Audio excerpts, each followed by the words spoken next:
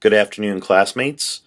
Again, my name is Michael Garino, and today I'm going to tell you about a time that I felt I had difficulty communicating. This particular event happened a few years ago. I was giving a lecture and presentation to a group of senior citizens in my community at the senior center here in my town. First and foremost, to give you a little background, we were going through a stretch of fires, one resulting in the death of a senior in our town. So it was imperative that we really had some sort of community outreach to the seniors so that the seniors can continue to live independently. So, and there lied a lot of the difficulty. How was I going to communicate to what I consider to be one of the greatest generations of my lifetime? How am I going to tell people who have lived 70, 80, even 90 years how to change, especially when it came to life safety? Now, this particular fire in which this elderly individual had passed away was due to discarded smoking materials. It was done improperly. So in essence, what caused the fire was a lit cigarette. Now, most of this generation were heavy smokers. And again, how am I going to expect them to quit overnight and or limit their exposure? It's really not that easy, come to find out. And which is why I had a really difficult time. Now, the crowd that I had spoken to was roughly 30 people. The presentation was about 45 minutes in length, and it went into a lot of great detail about life safety, things that we can improve around the house to make life a little easier. One of the biggest things, or majority of the calls that we do, especially with senior citizens, are trip and fall hazards.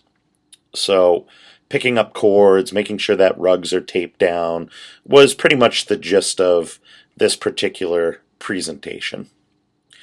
But I could tell right off the bat that there was going to be some communication difficulties. After reading the chapters that were provided for this particular unit that we're working on, perception. Perception, I believe, was one of the key elements as to why I had difficulty communicating. Here I was 23 years old, giving a presentation again to people that I hold the utmost respect for.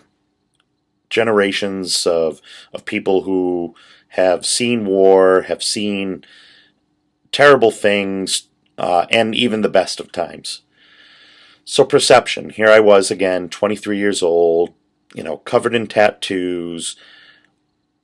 What am I going to tell them that they don't already know? So perception was a big key component.